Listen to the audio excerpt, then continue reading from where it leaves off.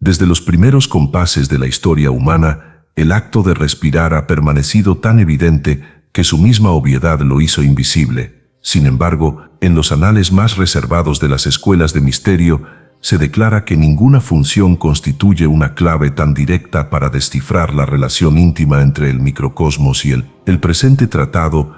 No se propone añadir otro manual de técnicas respiratorias a la bibliografía de la curiosidad contemporánea, sino restituir la arquitectura metafísica que sostiene cada inhalación y cada exhalación como ecuaciones vivas de la creación. Aquí no hallará el lector promesas de bienestar superficial ni fórmulas de consolación psicológica. Hallará, por el contrario, la exposición rigurosa de leyes que gobiernan el intercambio continuo entre la mónada y la sustancia universal.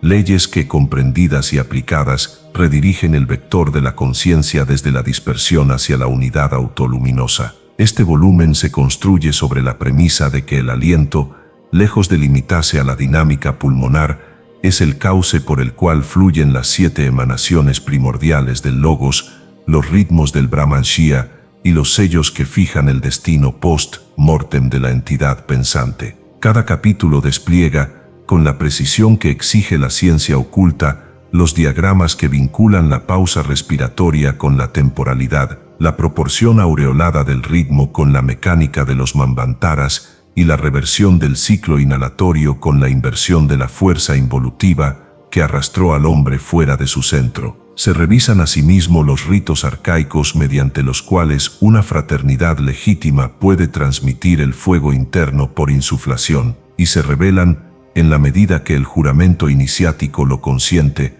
los protocolos que permiten sellar el último aliento para asegurar la proyección de Vachánica. Quien se aventure en estas páginas deberá hacerlo con espíritu de investigación sobria, no de brujería emocional. Cada afirmación está respaldada por la convergencia de fuentes egipcias, tibetanas y védicas. Cada práctica se presenta en su contexto cosmológico para impedir la apropiación fragmentaria que tanto daño ha causado a las ciencias sagradas. Si pese a ello, el lector persiste, descubrirá que cada respiración que ignoraba es un puente operativo entre su yo finito y la inteligencia que pulsa detrás de todas las formas. Entonces comprenderá por qué los antiguos enseñaban que dominar el aliento equivale, en el sentido más literal, a apropiarse de la llave de su propio génesis y de su propia escatología. La respiración de Dios, basado en Elena Blavatsky, editado y publicado por Audiolibros Hispanos, todos los derechos reservados.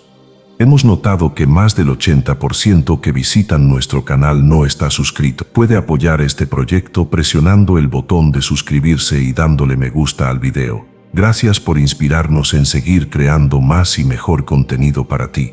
¿Estás listo para transformar tu vida? Capítulo primero: la ruptura primordial y el primer aliento del hombre caído. No es en el instante de la concepción biológica donde el alma entra verdaderamente en la cadena del nacimiento, sino en el umbral vibratorio del primer aliento autónomo, cuando la mónada, ya investida de los velos inferiores del alma tripartita, acepta la cárcel del cuerpo y se deja arrastrar por el torbellino del devenir. Hasta ese instante, en el cual el aliento es aspirado por primera vez desde el mundo externo, la entidad espiritual permanece ligada a las esferas internas mediante una intermediación aún no separada del todo. Pero en el preciso momento en que el niño, ese ser, aún sin nombre verdadero, sin karma activado completamente, inhala por sus propios medios, se consuma la ruptura esencial, la separación del absoluto se hace irreversible, por lo menos dentro de los márgenes de una existencia corpórea. Este acto respiratorio no es, como sostiene la ciencia exotérica, simplemente una función biológica. Es en verdad la inscripción de un pacto. Así como el adepto al alcanzar ciertos grados respira de modo distinto, porque su ser ya no se alimenta del oxígeno vulgar sino del éter pránico, el neófito involuntario, el infante, al aspirar su primer hálito, firma en el plano físico su entrada en el dominio de Mara, el señor del tiempo y de la ilusión. El grito que emite el recién nacido no es solo una respuesta del sistema nervioso, es la vibración acústica que fija en el éter circundante la nota clave de su encarnación. Esa nota, perceptible para quienes pueden escuchar los sonidos de la cuarta dimensión, corresponde a una frecuencia que resume su pasado kármico y prefigura su ciclo de pruebas. Antes de ese instante, el alma está sostenida por el cordón umbilical, estructura triple en su esencia, física, etérica y causal, que la mantiene unida a la matriz materna, símbolo último de la unidad antes de la dispersión. El cordón, más allá de su función material de intercambio de nutrientes y oxígeno, es en su aspecto oculto un hilo del Sutratma, el hilo del alma, que une las existencias en un solo rosario. Su sección durante el alumbramiento físico, aunque necesaria, constituye una violencia metafísica corta, en el plano denso, la reminiscencia activa del uno. No hay nacimiento sin herida, y la sangre que brota no es solamente fluido vital, sino tinta sagrada con la que se reescribe el pacto de olvido. La placenta, cuya ciencia médica descarta como órgano inútil una vez cumplida su función biológica, es en realidad una reliquia de la primera esfera. Su forma refleja el modelo arquetípico del árbol de la vida, y su sustancia, aunque física, contiene impresiones vibracionales del karma grupal de la madre y del neófito. El líquido amniótico, por su parte, es el éter maternal que envuelve al embrión en un estado de conciencia semejante al de las esferas lunares, sin pensamiento concreto, sin lenguaje, sin ego. Ese fluido, del cual se desprende el niño al nacer, es el último velo que lo separa del mundo vibratorio de las devas de la gestación, entidades responsables de proteger el descenso del alma. Una vez expuesto al mundo externo, el cuerpo del neófito inicia un proceso irreversible de densificación. Con el primer aliento, el alma acepta los límites del espacio y del tiempo. Su conciencia, que hasta entonces flotaba en un estado de presencia indiferenciada, se ve atrapada en el eje lineal de la causalidad. Y es aquí donde se consuma lo que los antiguos gnósticos llamaban la catabasis, la caída en los mundos inferiores. No es una caída moral, sino ontológica. El ser cae en el tiempo, y con ello, en la ilusión de la separación. Esta caída es también una iniciación involuntaria, pues reproduce, en forma invertida, el misterio que el adepto experimenta al morir conscientemente. En ambos casos, hay una transición de estado, una ruptura de la continuidad. Pero mientras el iniciado muere voluntariamente a la forma para reintegrarse al uno, el infante nace involuntariamente desde el uno hacia la multiplicidad, y en ese proceso se establece una inversión de polaridad. Lo que era espíritu, se hace carne; lo que era eternidad, se vuelve secuencia; lo que era totalidad, se convierte en fragmento. ¿Por qué entonces se permite esta caída? ¿Por qué el ser ha de atravesar esta ruptura, este dolor inicial, esta pérdida del aliento primordial? Porque sin la experiencia del límite no hay superación, sin el descenso no hay retorno. Así como el metal debe ser fundido y separado de la escoria, el alma debe ser confrontada con la ilusión para al despertar poder superarla. La respiración, por tanto, no es solamente una función vital, es un sacramento. Cada inhalación es una aceptación renovada del mundo, cada exhalación, una tentativa inconsciente de retorno. Pero solo aquel que convierte su respiración en arte, en ciencia y en mística, puede redimir el acto de haber nacido. Los antiguos templos de Egipto y Caldea enseñaban que el alma no debía entrar al cuerpo sin preparación. Por eso existían rituales secretos que buscaban preservar, al menos en parte, la memoria de la unidad. Algunos neófitos eran entrenados en el seno materno mediante mantras silenciosos, resonancias que la madre debía emitir mentalmente para grabar en el cuerpo fetal la vibración del nombre oculto. Otros eran sometidos a inmersiones rituales en esencias sagradas, de modo que su primer contacto con el mundo físico fuera templado por las vibraciones de los elementos superiores. Hoy día, estas ciencias están perdidas o ridiculizadas, pero la ley permanece. Aquel que aspire a la alta iniciación debe revivir conscientemente el momento de su primer aliento, descifrar su nota clave y reconciliarse con la ruptura. Solo entonces podrá empezar a respirar de nuevo, no como un ser caído, sino como un hijo del Logos. El aliento es, por tanto, la firma energética del alma. Ninguna criatura respira igual que otra. En las escuelas ocultas de Oriente, el maestro reconoce al discípulo por la forma en que respira, no por sus palabras ni sus gestos, porque la respiración es el espejo del alma, todo está en ella. La intensidad de su aspiración revela el deseo oculto, la regularidad de su flujo muestra el grado de armonía interna, y la profundidad de su exhalación denota el desapego alcanzado. He aquí, lector, el principio de esta ciencia sagrada. No estás respirando por instinto, respiras por pacto, y mientras no recuerdes ese pacto, seguirás respirando como un prisionero. Pero si hallas el camino de regreso al primer aliento, si consigues transmutar tu respiración mecánica en acto sagrado, habrás comenzado el camino de retorno al único. Capítulo 2. El cuerpo de aliento. Arquitectura invisible del neuma psíquico. El cuerpo visible del hombre es apenas la cáscara externa de un sistema mucho más vasto.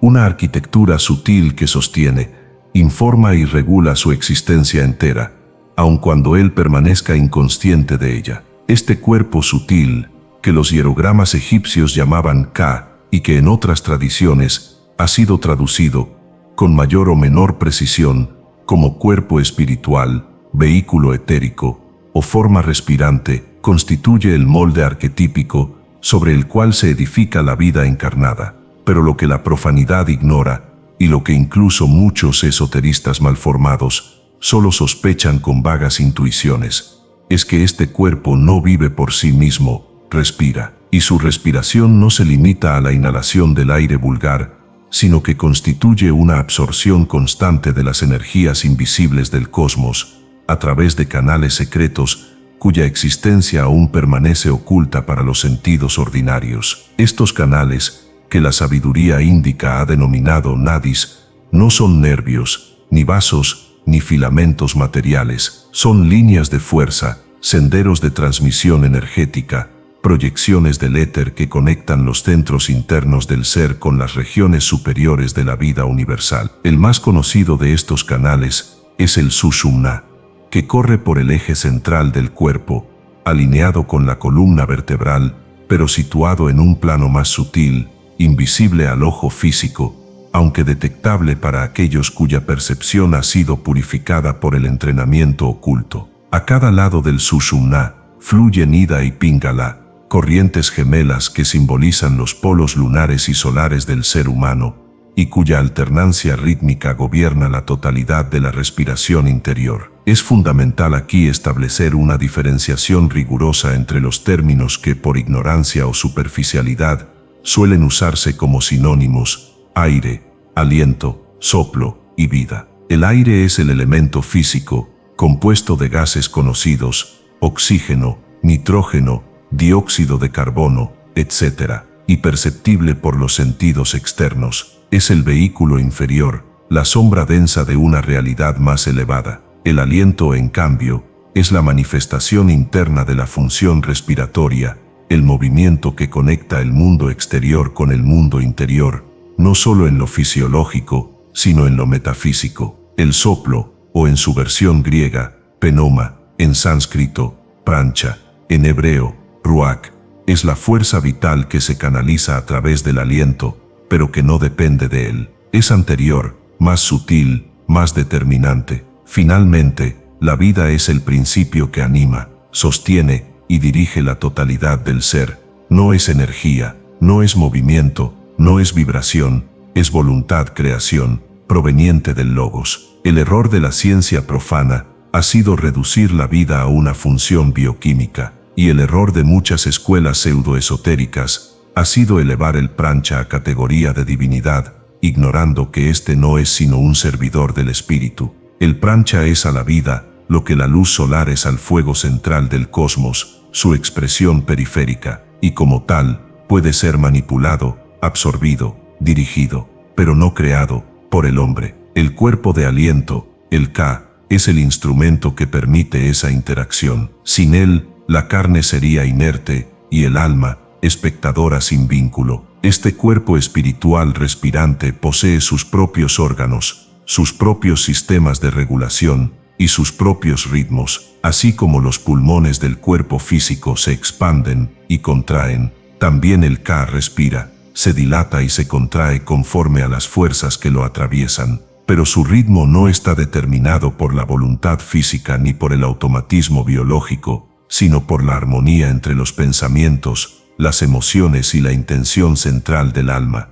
Cuando el pensamiento es puro, el Ka se expande con facilidad y absorbe grandes cantidades de prancha refinado. Cuando el deseo se torna denso, el cuerpo de aliento se contrae y sus canales se obstruyen, generando desarmonías que con el tiempo se manifiestan como enfermedades físicas o estados anímicos degenerativos. En el Tíbet antiguo, los iniciados eran entrenados desde la infancia en la percepción del respiro sutil, una forma de aliento que no se corresponde con la entrada y salida de aire, sino con una oscilación energética que atraviesa los chakras ocultos, no los populares y deformados por el orientalismo exotérico, sino aquellos reales, conectados con los niveles más altos del ser. Estos centros, el Anahata superior, el Vishuddha interno y el Ajna profundo, no son puntos de color ni discos luminosos, sino estaciones de conciencia, condensaciones vibracionales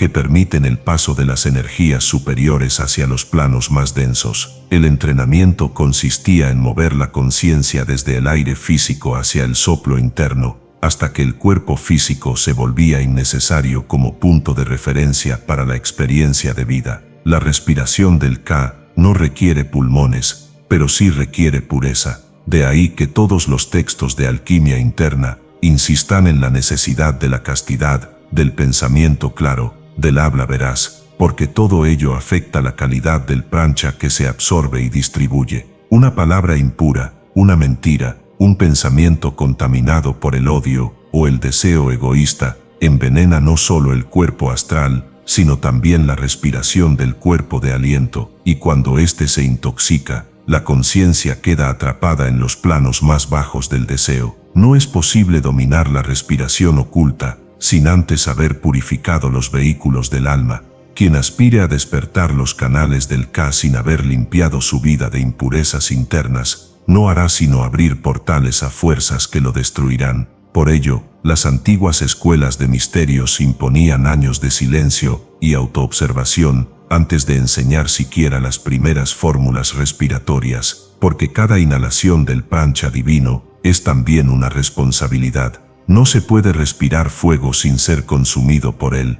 En los textos caldeos se enseñaba que el Ka debía ser nutrido mediante el aliento solar. No se referían al sol físico, sino al sol espiritual, el centro invisible de la vida, que irradia desde el plano búdico. Solo aquel que alinea su respiración con el ritmo de ese sol, mediante contemplación, oración silenciosa y práctica de la inmovilidad, puede comenzar a activar los niveles más altos del cuerpo de aliento. Entonces, y solo entonces, los canales del Nadi se abren, y el prancha puro, llamado en la tradición secreta, el aliento del dragón blanco, comienza a fluir. El cuerpo físico es la sombra, el Ka es el molde, la vida es el fuego, y la respiración es el puente entre los tres. El discípulo que haya comprendido esto sabrá que no hay acto más importante en su día que el primero y el último aliento consciente que toma, porque en esos momentos se decide si el cuerpo de aliento se nutre o se desvanece, si el alma se eleva o se hunde, si el pacto con el Logos se renueva o se olvida. Capítulo 3. La pausa que toca lo eterno. Vacíos respiratorios y tiempo metafísico.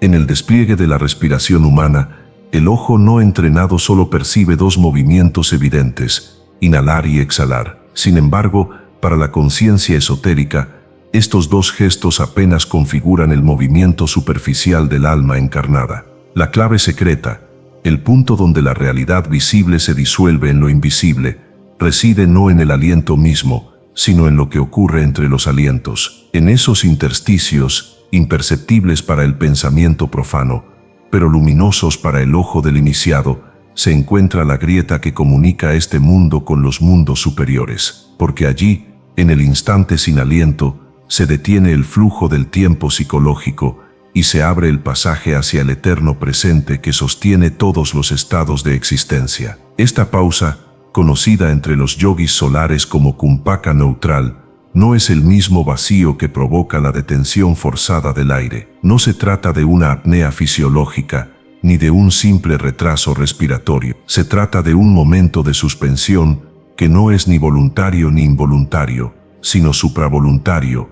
Es el cese espontáneo del movimiento del aliento cuando la conciencia entra en alineación con su fuente originaria. No es el cuerpo quien retiene el aire, es el alma quien suspende su necesidad de movimiento. Este tipo de pausa, cuando es alcanzada, revela la primera forma de contacto con el plano de Akasha, la sustancia etérica primordial donde se inscriben todos los actos, pensamientos y resonancias del cosmos. El budismo esotérico describe este fenómeno con el término kasha, un vocablo cuya traducción común como instante es insuficiente y engañosa. El kasha es más que una unidad de tiempo, es el intervalo entre dos percepciones, entre dos pensamientos, entre dos movimientos del alma. Es el momento en que el flujo mental se detiene y la conciencia, liberada de su reflejo discursivo, puede contemplar la realidad sin velo. En la respiración, estos kasha coinciden con la pausa que se produce justo después de la exhalación y justo antes de la inhalación, o a la inversa. Son puertas que no se abren por voluntad, sino por resonancia interior. Cuando el discípulo logra silenciar su deseo de controlar y abandona la respiración al ritmo del cosmos, esas puertas se abren solas, como flores al alba del silencio. El tiempo, tal como lo experimenta el hombre común, no es más que una secuencia de acontecimientos ligados por la memoria. Pero en el plano oculto, el tiempo es una estructura vibratoria. Cada evento tiene su resonancia, su frecuencia, su color y su forma sutil, y estos eventos no transcurren uno después del otro, sino que se despliegan simultáneamente en el campo akáshico. Para acceder a ese campo, no es necesario viajar en el tiempo, sino suspender la compulsión del devenir. El vacío respiratorio crea las condiciones internas para que la conciencia salga del eje cronológico y entre en el eje vertical del eterno ahora. En las antiguas escuelas védicas existía una ciencia que hoy ha sido completamente olvidada por las doctrinas modernas de yoga, el hamsa invertido. Esta práctica no consistía en pronunciar el mantra Soham al ritmo de la respiración, como hacen los practicantes contemporáneos, sino en disolver las polaridades del aliento hasta que la dualidad entre Soham, yo soy eso, y Hamsa, eso soy yo, colapsara en una no identidad pura. El Hamsa invertido no afirmaba nada, no negaba nada, suspendía el juicio, el pensamiento y el deseo, y en esa suspensión, el iniciado podía oír, no con el oído físico, sino con el oído del alma, el sonido primordial, el anahata huabda, que no es un sonido emitido, sino un sonido que es. El entrenamiento para alcanzar estos estados no es mecánico ni fisiológico. No basta con practicar ejercicios de retención del aire. Lo que se requiere es la pureza de intención, la claridad del pensamiento y la inmovilidad interna. Cada vez que el cuerpo entra en pausa respiratoria espontánea, el alma es invitada a cruzar un umbral. Pero si el alma está distraída, perturbada o llena de deseo, no podrá percibir el umbral y el vacío se cerrará. Por eso, los antiguos yogis no se concentraban tanto en el control respiratorio como en la vigilancia de la mente y la limpieza del corazón. El vacío entre los alientos es también un espejo. Muestra al discípulo lo que realmente es, sin adornos, sin conceptos, sin proyecciones. Allí no hay imagen que sostener, ni pensamiento al cual aferrarse. Solo queda el ser desnudo ante el ser. Quien no esté dispuesto a contemplarse sin máscara, no podrá resistir ese vacío, porque en él no hay refugio posible, salvo el absoluto. Y ese absoluto no puede ser alcanzado sino por aquellos que han destruido todo lo que no es él. En las prácticas internas del budismo vajrayana, se utiliza la visualización de los vientos internos, lun en tibetano, deteniéndose en el centro del corazón, donde reside la gota indestructible del ser Bindu. Esa gota es el reflejo directo del yo superior, y solo puede ser vista cuando los vientos cesan. Esta cesación ocurre de forma breve, en la pausa entre los alientos. pero si se prolonga mediante práctica adecuada, puede llevar al discípulo al estado de samadhi sin forma, donde el tiempo desaparece y la conciencia se funde en su origen.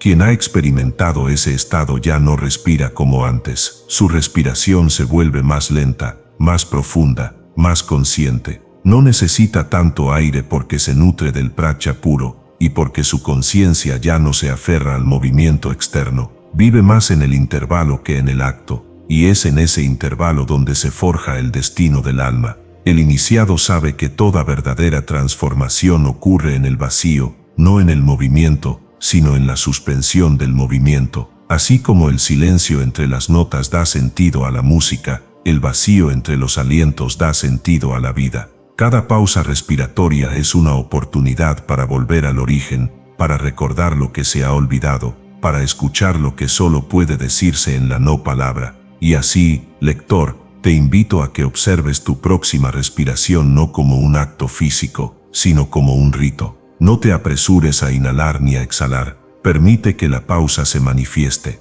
Habita ese vacío, y tal vez, si tu alma está madura y tu mente está callada, percibirás el eco del Eterno susurrándote desde el otro lado del tiempo. Capítulo 4. El secreto del ritmo.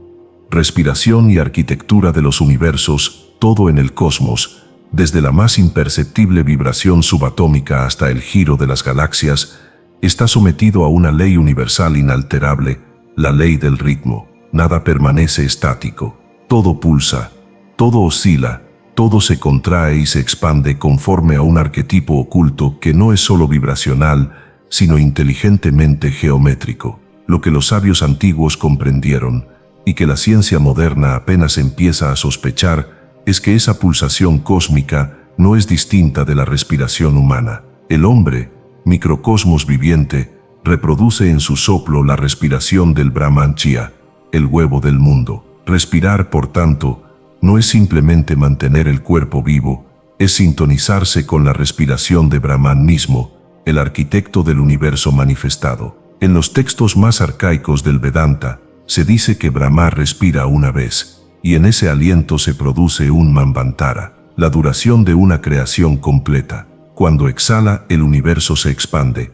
Cuando inhala, el universo se recoge. Cada exhalación corresponde a una emisión del cosmos visible, una manifestación de formas, seres, mundos y leyes. Cada inhalación, a un retorno al estado no manifestado, al retiro de todo en la noche de la conciencia divina. Así, los ciclos de creación y disolución no son sino los ritmos de un ser que respira eternamente. Si se comprende esto, se entiende que toda creación es un aliento del absoluto, y que todo retorno es una inhalación de la divinidad sobre sí misma. Este principio, aplicado al ser humano, revela que su respiración no es solo biológica, sino simbólica y teúrgica. Cuando el hombre exhala, exterioriza energía, se manifiesta en el mundo, actúa, proyecta. Cuando inhala, recoge, interioriza, asimila, reflexiona.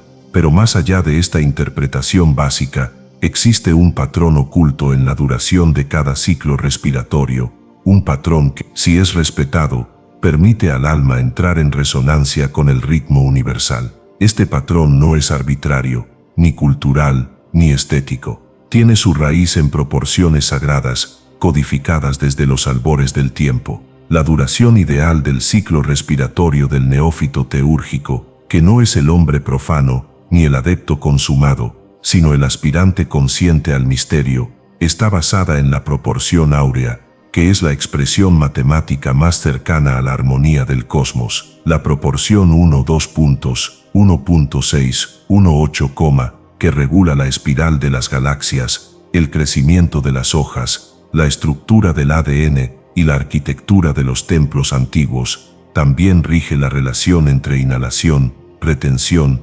exhalación y nueva pausa. El ritmo perfecto se da cuando la inhalación dura 5 unidades, la retención 8, la exhalación 5 y la pausa final 8, o cualquier múltiplo exacto de esta proporción. Este ciclo, enseñado en secreto en los ashrams del Himalaya, se conoce como el ritmo del fuego interno, porque activa en el alma un fuego que no es el de la combustión celular, sino el de la inteligencia divina que arde sin consumir. Quien respira de este modo, aunque sea por breves momentos, establece un puente vibratorio con los ritmos del plano causal. Y esa resonancia no es solo energética, es transformadora. No se trata simplemente de relajación o de salud, como postulan los sistemas exotéricos, sino de reconfiguración ontológica. Los manvantaras, ciclos de creación cósmica, y los pralayas, ciclos de disolución, tienen sus equivalentes exactos en la respiración humana.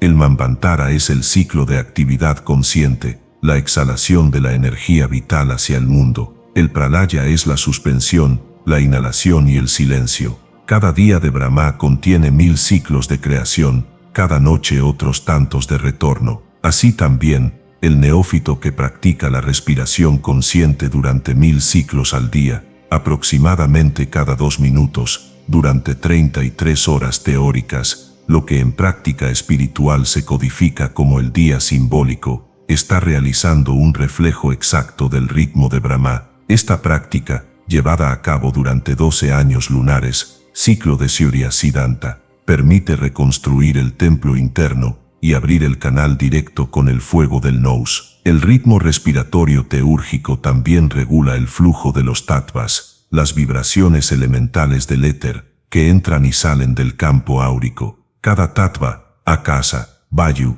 tejas, apas, prithvi, tiene un ritmo particular de manifestación. El que respira sin conciencia, recibe los tattvas en desorden, y su campo se contamina de vibraciones discordantes, pero quien alinea su ritmo con el ritmo del Brahmacya, hace que los tattvas ingresen armónicamente, como notas musicales en una sinfonía divina. Esto restaura el equilibrio del campo vital, activa los centros de percepción interna, y en casos avanzados, permite predecir los movimientos de la vida, al igual que el sabio lee los signos del cielo. La geometría oculta de la respiración se manifiesta también en la forma que adoptan los patrones vibratorios alrededor del cuerpo cuando el ritmo es correcto. En prácticas avanzadas, el discípulo puede visualizar cómo el aliento forma mandalas de luz en su campo etérico, espirales perfectas, que giran desde el centro del corazón hacia los extremos del aura, en sincronía con los pulsos del cosmos. Estos mandalas respiratorios, conocidos por los antiguos egipcios como los sellos de Ankh, eran utilizados para sintonizar con los templos estelares y activar los recuerdos del alma. Por ello, lector sincero, no desestimes tu respiración como simple reflejo animal. En cada ciclo de tu aliento se juega un eco de la creación y de la disolución universal. Respirar es danzar con los dioses, es entrar en el latido del todo, es escribir con tu propio cuerpo la sinfonía de los mundos. Y así, cuando inhalas, recuerda que estás recogiendo los mundos disueltos del pralaya. Cuando exhalas, estás participando en la creación del manvantara. Y cuando pausas entre ambos, estás regresando al seno del no manifiesto, donde no hay forma, ni nombre, ni tiempo. Capítulo Pu. Los 7 soplos del Logos y las respiraciones del adepto en el corazón de toda manifestación, antes de que surgieran las formas, antes incluso de que se desplegaran los planos de existencia, hubo un soplo. No un soplo físico ni una corriente de aire, sino una emanación primordial de la voluntad inefable, el Logos inmanifestado que, sin cesar de ser uno, proyectó desde su centro 7 vibraciones diferenciadas. Estos 7 soplos, conocidos entre los sabios atlantes como Hashbua e Elohim, los 7 respiros del Dios único, son las 7 formas arquetípicas mediante las cuales el ser se expresa en todos los niveles de existencia. Cada uno de estos soplos corresponde a un plano de conciencia, a un principio del ser, a una cualidad del fuego divino, y lo más oculto y peligroso de revelar, a una respiración específica del alma que el adepto debe reactivar conscientemente si desea reintegrarse al origen. Los 7 soplos no son simbólicos, no son alegorías ni cualidades místicas, son corrientes vibracionales reales, estructuradas, definidas y operativas. Penetran en la sustancia de todos los planos, desde el Adi hasta el físico, modulando los estados de materia, los ritmos del alma y la disposición de los centros energéticos invisibles, que el profano confunde con los llamados chakras populares, distorsionados por las falsas enseñanzas de este ciclo oscuro. El adepto que trabaja con estos soplos no busca despertar poderes ni sanar su cuerpo. Su único propósito es reintegrar cada uno de sus principios con el rayo del logos que le corresponde, hasta que el conjunto de su ser vibre como una octava perfecta en la sinfonía del uno. El primer soplo, vinculado al plano Adi, al fuego primordial, es la respiración del vacío pleno. No implica inhalación ni exhalación, sino la suspensión absoluta del aliento en la luz negra del no ser. Es utilizado solo por aquellos que han cruzado la tercera iniciación mayor y cuya conciencia ya no está anclada en el cuerpo causal. Este soplo no puede ser aprendido, se manifiesta espontáneamente cuando el alma se funde con su Atman. El segundo soplo, emanado en el plano Anupadaka, el de los arquetipos del ser, es la respiración radial. Aquí, el aliento no se mueve de manera lineal sino esférica. Cada inhalación se expande desde el centro hacia la periferia del cuerpo áurico.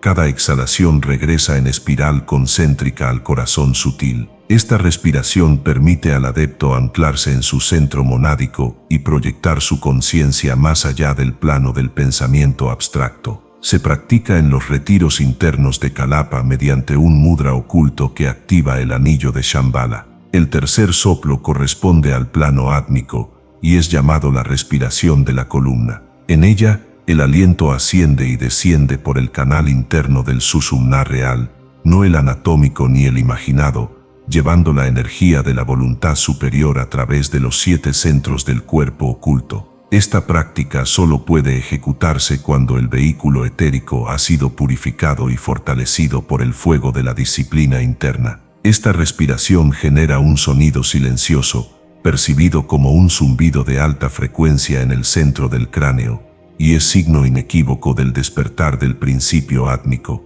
El cuarto soplo, en el plano búdico, de la intuición pura, es la respiración de unión. Se trata de una inhalación sin centro, donde el alma respira no por un órgano, sino por la totalidad del campo de conciencia. El aliento aquí no entra ni sale, sino que es, permeando todo el ser como una substancia sagrada. Su práctica requiere la destrucción de la identificación con el yo individual y solo puede mantenerse si el alma ha sido entrenada en la contemplación silenciosa durante al menos 3 años lunares sin interrupción. El quinto soplo, emanación del plano mental superior, es la respiración luminosa. Su ritmo se ajusta a la geometría del dodecaedro sutil y activa los centros ocultos detrás del entrecejo, en la región occipital y en la base del cráneo. Esta respiración permite la recepción de ideas arquetípicas puras, que el adepto debe luego traducir sin distorsión al plano inferior. Es la respiración utilizada en los actos de escritura teúrgica,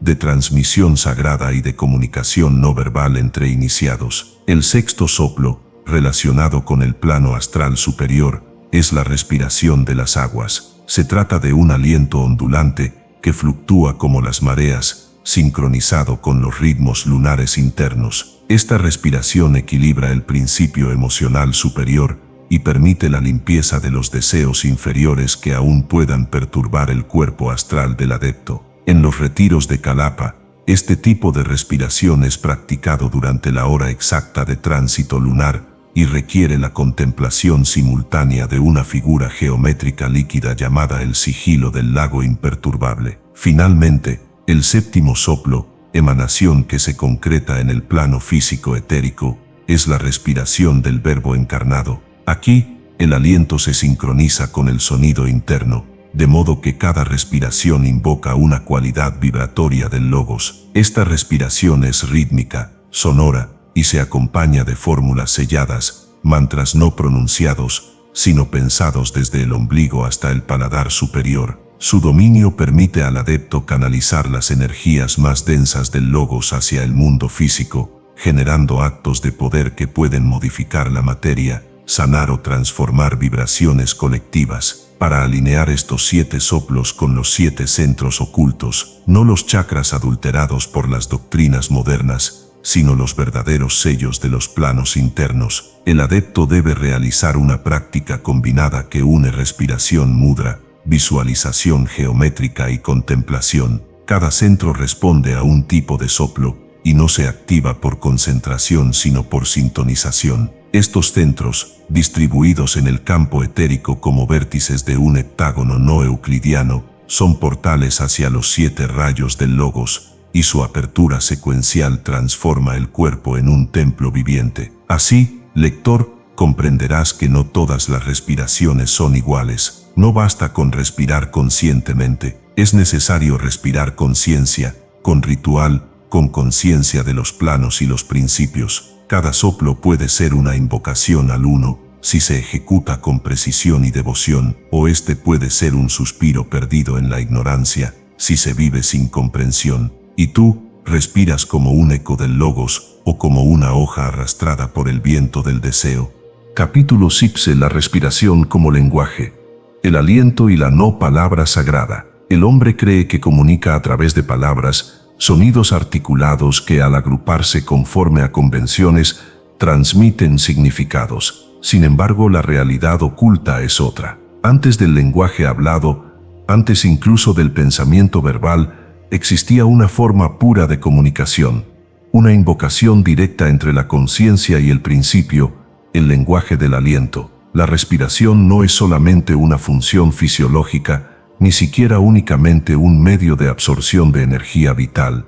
Es, en su esencia profunda, una modalidad de emisión vibratoria, un idioma sin fonemas que comunica desde el alma hacia el alma universal. En los misterios de la palabra, que constituían el núcleo de la instrucción pitagórica y la esencia del rito de Amón en Karnak, se enseñaba que cada aliento que el hombre emite es una frase no dicha, una sílaba inaudible, una afirmación de su estado interno. Todo ser humano, aun en silencio, habla, no con la lengua, sino con el aire que emite.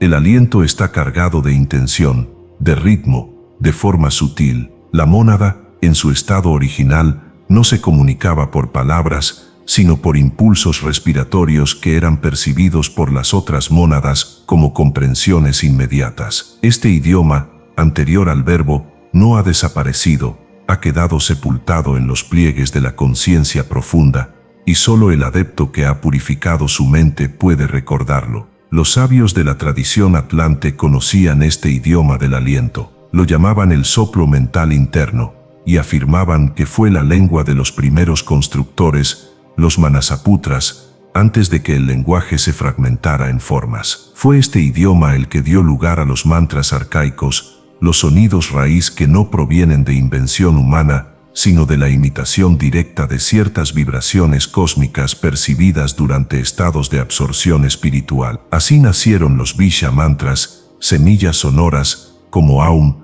Hum, Tehrim, Fat, que no tienen traducción literal, porque no comunican conceptos, sino estructuras vibracionales que modelan la conciencia. Pero incluso estos mantras, pronunciados, son solo una capa externa. La vibración verdadera no se halla en el sonido, sino en el gesto respiratorio que lo acompaña. Por ello, los verdaderos mantras no se recitan únicamente con la boca, sino con el cuerpo del aliento. La emisión vocal no es más que la sombra sonora de un gesto interior. De allí que las escuelas más elevadas de Dzogchen y Sahayana emplearan lo que llamaban la voz sin voz, una entonación muda realizada únicamente con la intención y la respiración, donde la vibración se genera en el centro cardíaco y se expande hacia el campo etérico. Este lenguaje del aliento se estructura en lo que los iniciados conocen como patrones de invocación silenciosa. Cada patrón está compuesto por una secuencia de respiraciones que combinan ritmo, intensidad y duración, y que generan una forma sutil en el plano astral superior. Estas formas, llamadas logogramas respiratorios, son las verdaderas letras del alfabeto oculto, invisibles a los ojos físicos, pero perceptibles para el alma entrenada. Un adepto avanzado puede leer el estado interno de un discípulo, no por sus palabras, sino por la calidad de su aliento, su temperatura, su vibración, su dirección, porque cada respiración es una confesión energética. En este contexto, se comprende lo que en las antiguas tradiciones se llama el verbo perdido. No se trata de una palabra olvidada, ni de una fórmula mágica extraviada, como creen algunos rosacruces degenerados, sino de la capacidad perdida de emitir aliento sagrado como acto de creación. El verbo perdido es la respiración consagrada, la exhalación que crea formas en el plano etérico conforme a la voluntad pura. Su recuperación implica la restauración del poder demiúrgico del hombre, que no crea ya desde la materia, sino desde la intención vibracional. En las prácticas más profundas de los retiros de Kalapa, se enseña la respiración del nombre no pronunciado. Consiste en inhalar mientras se concentra en el aspecto impersonal del logos y exhalar sintiendo su manifestación en uno mismo, sin emitir sonido. Esta práctica, sostenida durante meses, revela la raíz fonémica original, no como sonido, sino como comprensión directa del nombre interno. Cuando el discípulo respira de este modo, comienza a escuchar dentro de sí la voz silenciosa que ordena los mundos. No es una alucinación ni una metáfora. Es la percepción directa del verbo en su estado vibracional puro. La diferencia entre la respiración vocalizada y la respiración no fonada es tan radical como la diferencia entre el símbolo y la realidad. La primera comunica hacia afuera, genera vibraciones audibles, puede ser repetida, enseñada, memorizada. La segunda comunica hacia adentro, crea resonancias internas que modifican la estructura del alma y solo puede ser transmitida por contacto energético. La vocalización pertenece al mundo de las formas. La respiración no fonada pertenece al mundo de los principios. En Egipto, los hierofantes enseñaban que el alma debía aprender a hablar sin voz antes de ser admitida al cuarto velo del templo, porque allí toda palabra era sacrilegio. Solo la respiración podía expresar lo inexpresable. Los templos estaban construidos conforme a patrones acústicos invisibles, de modo que la simple respiración dentro del santuario generaba resonancias armónicas. Estos templos eran respiratorios sagrados, y quien los habitaba aprendía a hablar con su aliento. Así, lector, no menosprecies el acto silencioso de respirar. Cada una de tus exhalaciones es una palabra que el mundo escucha aunque tú no la pronuncies. ¿Qué estás diciendo con tu aliento? ¿Qué estás emitiendo al cosmos, más allá de tus pensamientos conscientes? Has aprendido a callar con la lengua y a hablar con el alma. Respira no solo para vivir, respira para invocar, respira para recordar, respira para escuchar lo que solo se dice en el silencio. Capítulo 7. El Espíritu Santo y el soplo del hierofante. Transmisión del aliento de vida. La tradición exotérica ha perpetuado deformada y mutilada una verdad cuya profundidad y sacralidad fue alguna vez el núcleo vivo de los misterios. La transmisión del fuego interno por medio del aliento consagrado, aquello que los dogmas denominan Pentecostés y que los textos eclesiásticos relatan como la bajada de lenguas de fuego y la insuflación del Espíritu Santo sobre los discípulos, no es sino la sombra última de un rito arcaico anterior al nacimiento del cristianismo histórico y cuyas raíces se hunden en las escuelas del fuego solar, desde Irán hasta los Himalayas. Lo que allí se narra no debe entenderse como milagro, sino como culminación de un proceso iniciático, el contacto directo entre el aliento divinizado del hierofante y la mónada preparada del discípulo. No hay transmisión verdadera que no pase por el aliento. Todo conocimiento que es recibido por la palabra, por el símbolo o por la lectura, es todavía reflejo. Solo cuando el alma entra en comunión vibratoria con el soplo de un ser que ha encendido en sí la llama del uno, se produce la verdadera iniciación. Y esta transmisión no ocurre por voluntad del transmisor, ni por deseo del receptor. Ocurre cuando las condiciones interiores están alineadas, cuando el canal del discípulo ha sido abierto por la purificación, y cuando el hierofante actúa no como individuo, sino como emisor de la voluntad del Logos. El acto iniciático de la insuflación es anterior a todas las religiones. Los mitraístas lo llamaban la segunda insuflación, y lo practicaban en los retiros internos, fuera del alcance de los profanos, en cámaras donde la respiración del mundo había sido suspendida. Allí, el hierofante se situaba frente al neófito, y tras una prolongada fase de silencio absoluto, proyectaba un único aliento, no con los pulmones, sino con el centro cardíaco, sobre el rostro, el entrecejo o el pecho del discípulo. Este aliento no era aire, sino vibración dirigida, cargada de una intención suprahumana y dotada de la cualidad ígnea del espíritu. En algunos casos, el discípulo caía en trance profundo, en otros, sentía la ruptura inmediata de su falsa identidad. Lo esencial no era el efecto emocional, sino la reconfiguración vibratoria interna, que solo se revelaba en los días o semanas siguientes. Los textos saptárnicos pertenecientes a la tradición de los 7 rishis hablan también de este acto, pero lo sitúan en un contexto aún más antiguo, la primera emanación del prancha por parte de Manu sobre los que serían sus herederos espirituales. Allí se enseña que el soplo de vida no se recibe en el nacimiento, sino en el segundo nacimiento, y que ese segundo nacimiento ocurre no cuando el hombre comprende, sino cuando respira desde la fuente eterna. Este evento es descrito como prancha de Kima, la consagración por el aliento, y se considera el verdadero inicio de la vida espiritual. Sin él, todo conocimiento es solo preparación. Con él,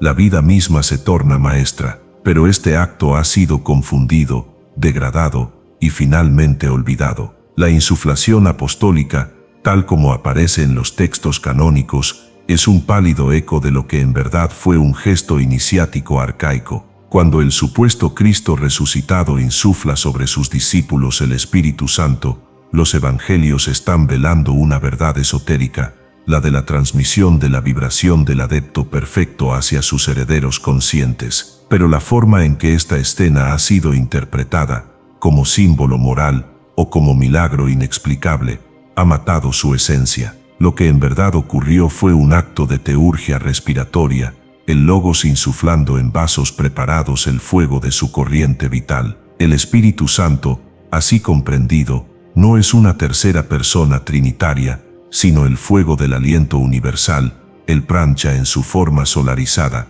que solo puede ser canalizado por aquellos cuya estructura interna ha sido purificada. Es el mismo fuego que los mitraístas representaban como una serpiente de oro enroscada en el centro del pecho, y que los saptárnicos describían como el viento blanco que sopla desde el norte etérico hacia el eje de la mónada. Respirar ese fuego no es posible sin haber muerto simbólicamente, es decir, sin haber destruido la identidad basada en el ego inferior. El aliento del hierofante no puede habitar en una casa aún llena de humo humano. La ceremonia de la segunda insuflación requiere condiciones muy específicas. El ambiente debe estar desprovisto de resonancias disonantes, la atmósfera debe haber sido cargada con vibraciones armónicas, ya sea mediante sonido oculto, visualización geométrica o irradiación mental, y el cuerpo del discípulo debe haber sido preparado con ayunos pránicos, silencio prolongado y respiraciones rítmicas. En algunos templos ocultos del Asia Central,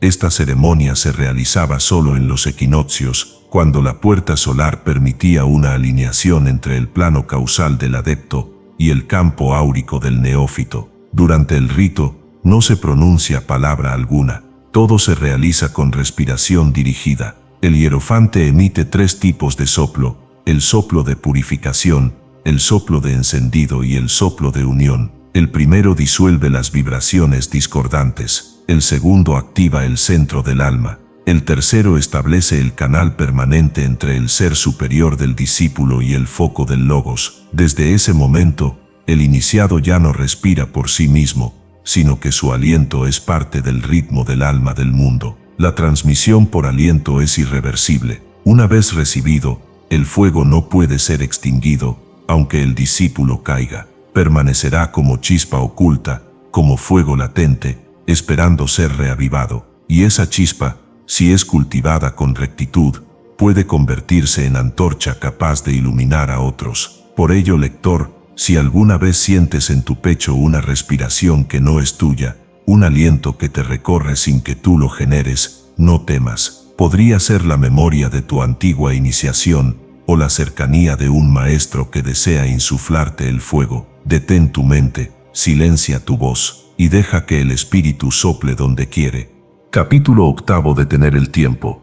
Respiración, inmortalidad y el corte de la cadena kármica. Desde las cumbres del Himalaya hasta los claustros silenciosos del Deccan se ha susurrado, de generación en generación, que el tiempo es un aliento. Tal afirmación no es licencia metafórica.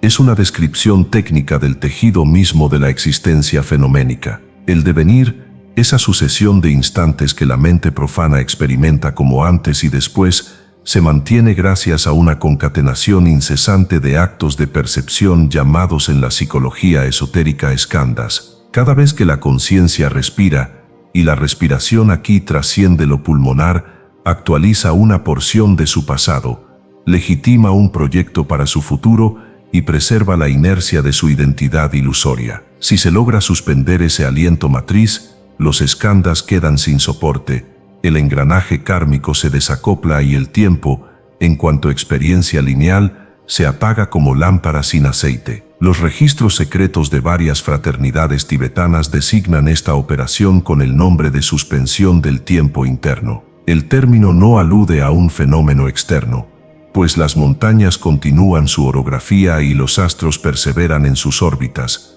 sino a la interrupción de la corriente subjetiva que hace del devenir una cárcel. Para alcanzar tal estado, el discípulo debe dominar primero lo que los lamas describen como respiraciones hipergeométricas, ritmos que no obedecen a la aritmética simple de la inhalación y la exhalación alternadas, sino a proporciones más complejas, basadas en relaciones pitagóricas que replican la arquitectura oculta de los sólidos platónicos. Cada ciclo respiratorio se configura como un poliedro cuyas aristas son unidades de duración.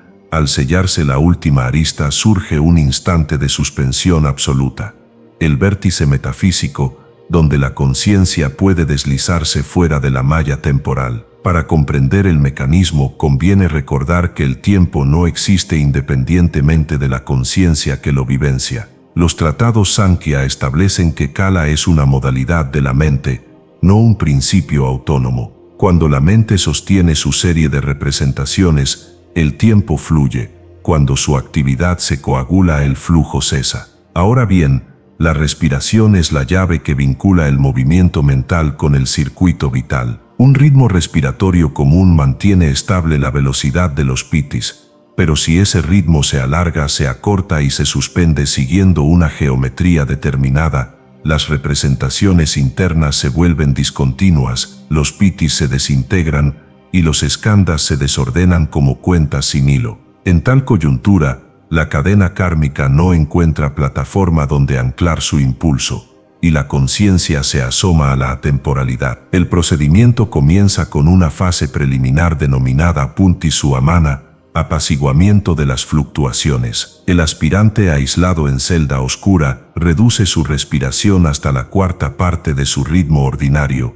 Cuando la mente se ha aquietado y las sensaciones corporales han perdido nitidez, se introduce el patrón hipergeométrico propiamente dicho, cuyo modelo más divulgado entre los maestros Gelugpa sigue la proporción 3-5 de agosto de 13, reflejo de la espiral que gobierna el desarrollo de los pétalos áuricos. La inhalación se efectúa en 3 tiempos, la retención en 5, la exhalación en 8 y la pausa final en 13. No se trata de segundos cronológicos, sino de unidades subjetivas derivadas del pulso vital. Tras 34 ciclos, número que completa 3 espirales internas, sobreviene casi por sí mismo, un intervalo en el que el cuerpo no solicita aire, el corazón late una sola vez muy débil y la temperatura se equilibra con la del entorno. Ese intervalo es la puerta, no debe prolongarse por fuerza, porque la menor tensión reavivaría la dinámica del yo. El practicante experimenta entonces la percepción de un silencio cuya textura es distinta del mero mutismo físico, es la cancelación de toda sucesión.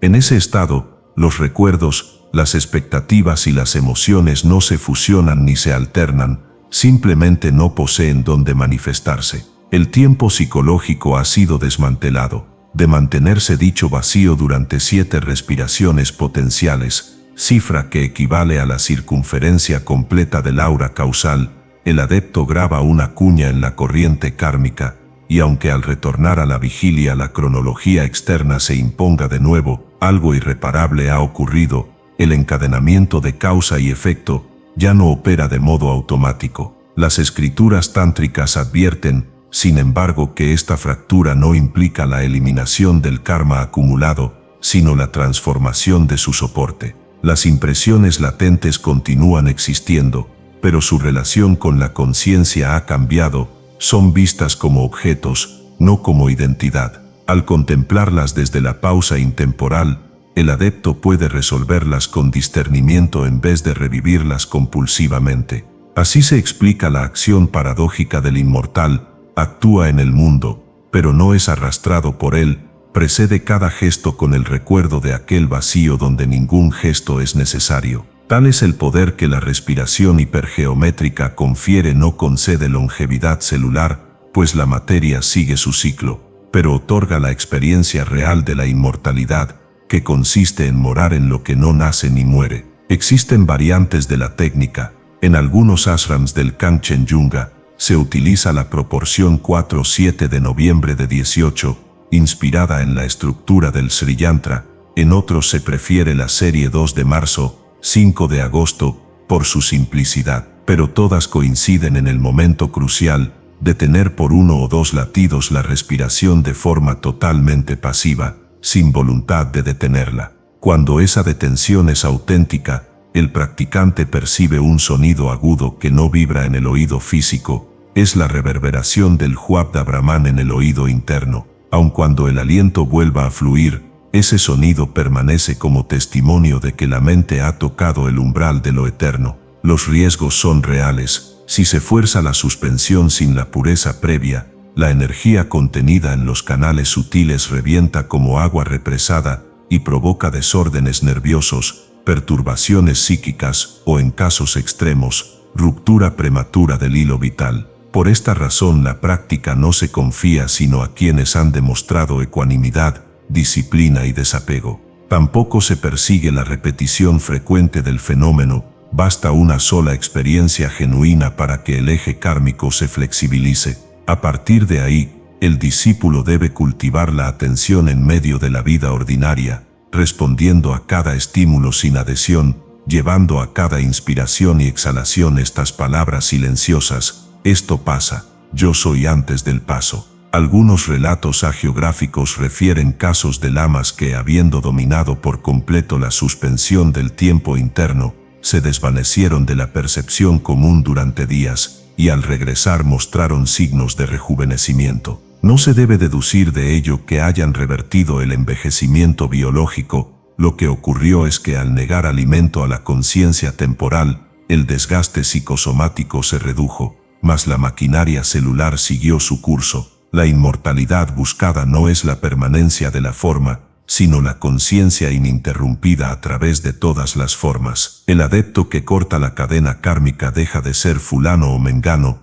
y se convierte en testigo participante de la danza universal, sin confundir ya su esencia con las máscaras transitorias. Quien aspire a estos vértices debe empezar por observar un hecho simple: entre cada inhalación y cada exhalación hay un micro vacío. No es todavía la gran pausa, pero es su embrión. Preséntese en ese umbral con mente alerta, envíe allí su atención como se lanza una sonda al fondo del océano, descubra cómo en esa grieta el tiempo se adelgaza. Luego prolongue el espacio sin forzarlo, deje que se dilate como flor nocturna. Será el comienzo de la alquimia que funde respiración y eternidad. En última instancia, detener el tiempo no es hacerse dueño de él, es descubrir que nunca hubo tal dueño ni tal tiempo, solo respiraciones de la conciencia reflejadas en espejos innumerables. Quien así lo ha visto, ya no es esclavo de los relojes internos ni externos, sabe que todo instante puede ser ventana al sin instante,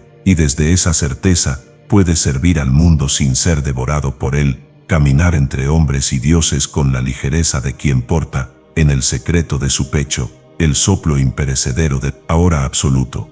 Capítulo 9. Respirar desde el alma. Reversión del proceso de caída en la trayectoria descendente que desemboca en la encarnación física. La respiración humana adopta un vector claramente involutivo. El yo inferior inhala principalmente impresiones del mundo externo, sensaciones, deseos, estímulos, y exhala energía espiritual dispersa, que se diluye en el torbellino de las formas sin redimirlas. Con cada ciclo así orientado, la conciencia se habitúa a recibir desde la periferia y a perder desde el centro. De ese modo, refuerza la ilusión de que la fuente de la felicidad reside fuera de sí misma y no en la plenitud interna. Esta inversión primera ocurrió en el momento del primer aliento ya examinado. La mónada, al desligarse de la matriz unitiva, internalizó la idea de que debía tomar del entorno para vivir. Desde entonces, el patrón respiratorio de la humanidad caída reproduce a escala microcósmica la antigua desviación. La inhalación succiona lo que percibe como otro, y la exhalación expulsa lo que considera propio, vaciándose continuamente de su esencia. El adepto, al reconocer este mecanismo, emprende una reingeniería del aliento cuya finalidad es restituir el sentido original de la corriente vital. Para ello invierte conscientemente la dirección de la conciencia respiratoria, aprende a inhalar desde el alma superior y a exhalar hacia la materia, bautizándola con la luz recuperada. Este acto no consiste en aspirar aire desde alguna región celeste imaginaria. Se trata de desplazar el punto de atención hacia el plano causal, donde reside el yo esencial, y permitir que la inhalación emerja de ese núcleo supraespacial, descendiendo luego por el eje interno hasta las células. La exhalación, en consecuencia, no es desecho, sino irradiación, un flujo de praxia cualificado que penetra la sustancia corporal y por proyección magnética ordena la vibración del ambiente inmediato. Cuando este patrón se estabiliza, el ciclo respiratorio se cierra sobre sí mismo como la serpiente que se muerde la cola, símbolo de la energía que ya no se pierde en la dispersión, sino que retorna a su fuente, reconstituida y acrecentada. Para alcanzar tal inversión, el primer paso es disolver la compulsión sensorial que empuja al pecho a expandirse ante cualquier estímulo externo. El discípulo se sienta en estado de recogimiento y toma conciencia de la ansiedad de inhalar, ese reflejo que busca aferrarse al objeto y arrastrarlo al interior. En lugar de seguirlo, permite que el impulso se extinga por falta de asidero.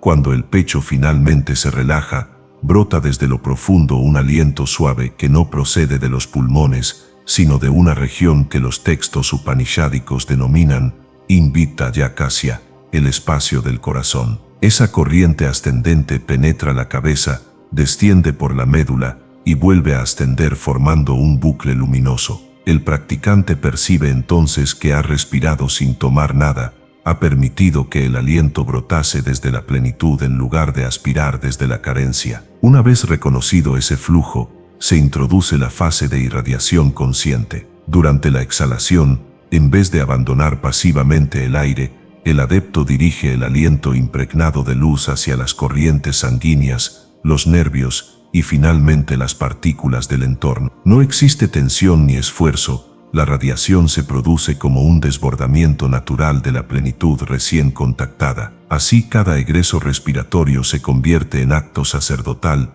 consagra la materia, transfiere cualidad armónica a los objetos y a los seres, y al mismo tiempo refuerza el canal ascendente de la siguiente inhalación, que ya no dependerá de captar estímulos externos, sino de reconectarse con la fuente interior. Después de cierto tiempo, el ciclo alcanza velocidad propia, inhalar desde el alma se vuelve espontáneo y respirar extáticamente al mundo se transforma en segunda naturaleza. El soporte geométrico de este proceso es el circuito cerrado de la energía de redención, representado como un lemniscata centrado en el corazón sutil. Uno de los lóbulos se abre hacia el plano causal y el otro se proyecta hacia el plano denso. El punto de cruce, coincidente con el nodo cardíaco etérico, actúa como transmutador entre ambos hemisferios, mientras el hombre involutivo hace pivotar la lemniscata hacia afuera, perdiendo fuerza con cada vuelta. El iniciado la hace girar hacia adentro, absorbiendo solo la sustancia luminosa del alma y devolviéndola al mundo tras haberse quintesenciado. El resultado visible es un campo áurico que ya no se nutre de emociones ajenas ni de corrientes ambientales, sino que mantiene brillo autosostenido, invisible pero real. Es el adelgazamiento de los hilos kármicos, pues los skandhas, privados de reactancia emocional, hallan poca superficie donde adherirse, y acaban quemándose al contacto con la llama interna. Para afianzar la reversión, la práctica litúrgica diaria concluye con la fijación descendente. El adepto se mantiene en silencio, contempla la materia de su cuerpo y reconoce en ella una porción del Logos. Al exhalar afirma mentalmente: esto también es yo, redimido. Al inhalar, declara: yo soy eso realizado. No se trata de afirmaciones psicológicas, sino de sellos vibratorios que reorientan la identificación. Con el tiempo, la respiración se torna un perpetuo acto de comunión. El mundo exterior deja de ejercer tiranía sobre la atención y la conciencia, en lugar de ascender para escapar, desciende en gesto de servicio, llevando la luz allí donde antes absorbía sombra. La analogía de la serpiente orobórica resulta aquí esclarecedora. La cola, símbolo de la materia grosera, es atrapada por la boca, símbolo del espíritu, pero no para devorarla, lo cual implicaría destrucción dualista, sino para cerrar el circuito y transmutarla sin expulsión. En términos respiratorios, la exhalación, cola, se precipita hacia el exterior solo después de haber sido saturada por la esencia del alma, cabeza, de modo que al salir no se pierde, sino que deviene ofrenda que reconfigura el entorno. Así, la caída se revierte sin negar la forma, y la materia, lejos de ser enemiga, se vuelve territorio de iluminación. Quien logre vivir en este patrón, aun sin retirarse del mundo, habrá interrumpido la hemorragia ontológica que definía su condición de mortal. Seguirá respirando aire como cualquier otro hombre, pero su verdadero aliento circulará en un circuito cerrado de coherencia, nutriendo simultáneamente al alma y al mundo. Tal hombre podrá afirmar con verdad: vivo, pero no vivo yo, es el Logos que respira en mí, y ese Logos, al recorrer indefinidamente la senda del pecho al cosmos y del cosmos al pecho, habrá restituido al microcosmos humano la dirección ascendente que perdió a la entrada en la carne. Capítulo X. El último aliento, respiración y la ciencia de la muerte consciente. La hora postrera, que para la mayoría reviste la forma de un colapso biológico acompañado de confusión sensorial, constituye para el adepto la consagración suprema de toda su disciplina respiratoria. A lo largo de la vida, cada ciclo de inspiración y expiración fue una preparación minuciosa para un acto decisivo, aquel en que la conciencia, desprendiéndose del soporte pulmonar, deba proyectar su vector hacia el devachán superior o, por falta de dirección, verse absorbida de nuevo por el torbellino del renacimiento. No existe en los anales de las ciencias profanas ni un solo tratado que aborde con la requerida precisión la relación entre el último aliento y la trayectoria post-mortem de la mónada. Sin embargo, los archivos sellados de Egipto, Caldea y el Tíbet conservan diagramas de flujo donde se muestra que el ángulo de emisión del pracha terminal y la configuración vibratoria del llamado sello del aliento determinan con exactitud matemática la curva que seguirá el cuerpo causal al salir de la envoltura etérica. Esa curva, perceptible en planos que la óptica terrestre no registra, puede dibujarse como espiral ascendente devachánica o como hélice cerrada que regresa, por inercia kármica, al plano de gestación astral, donde se modelarán las condiciones de la próxima encarnación. En el esquema involutivo ordinario, la mente enturbiada por dolor físico o por apego, se aferra al aire en retirada y entrega el último soplo como exhalación caótica. La corriente vital, carente de firma coherente, se difunde en el ambiente etérico y queda a merced de fuerzas gravíticas que la arrastran a la zona de las memorias no resueltas. Por el contrario, el iniciado opera exactamente al revés, no expulsa el aliento, sino que lo concentra en la región cardíaca, lo refina en un único punto de pracha blanco dorado y lo lanza por el eje del sutratma como flecha sin retorno. Tal procedimiento exige que la respiración precedente haya adoptado un patrón progresivamente más sutil a medida que se aproxima el instante final. Durante las últimas horas, el aire entra y sale casi de forma imperceptible, hasta que la pausa entre inhalación y exhalación se dilata lo suficiente para que el adepto perciba con claridad el umbral. Es entonces cuando se activa el sello, contracción leve de los glotis internos, sellado de la base pélvica y mudra palatino que adhiere la lengua al paladar superior, cerrando el circuito cerebro-corazón-plexo. En tal configuración, el aliento restante ya no abandona el cuerpo por los pulmones, sino que es succionado verticalmente a lo largo del sushumna etérico, atravesando la corona y proyectándose, según la tradición india, a la puerta del Brahman, punto de salida que, al ser codificado con la vibración correcta, opera como conducto hacia las esferas luminosas. Los sacerdotes constructores de la Gran Pirámide conocían este tránsito y edificaron la llamada cámara de ascensión no como tumba simbólica, sino como resonador respiratorio que amplificaba el sello final. Cada faraón iniciable pasaba allí sus horas últimas recostado sobre el sarcófago de basalto, cuyos laterales estaban tallados con cavidades acústicas sintonizadas al tono fundamental de su nombre estelar. El sonido, producido por cornetas de viento largo, vibraba en una frecuencia capaz de sincronizar el pulso cardíaco con la oscilación de la cámara. Cuando la respiración caía en periodicidad perfecta con dicha frecuencia, el adepto sellaba el aliento dentro del pecho, no lo exhalaba, y lo transmutaba en onda portadora que, según las tablillas herméticas, cabalgaba la luz de Sau, la constelación que hoy llamamos Orión, trasladándolo al corredor de la inmortalidad. De ahí que en los textos piramidales aparezca la fórmula repetida: que tu hálito se confunda con el viento de los dioses y tu nariz no necesite aire. No era metáfora funeraria, sino descripción técnica de la contención suprema del pracha. Similares principios rigen la práctica tibetana del Texdam, retiro final donde los monjes Dokshan preparados entran, días antes del cese de las funciones vitales, en un estado de absorción que suspendía casi por completo el intercambio gaseoso. Durante ese periodo, la respiración se reduce a una filigrana imperceptible y la temperatura corpórea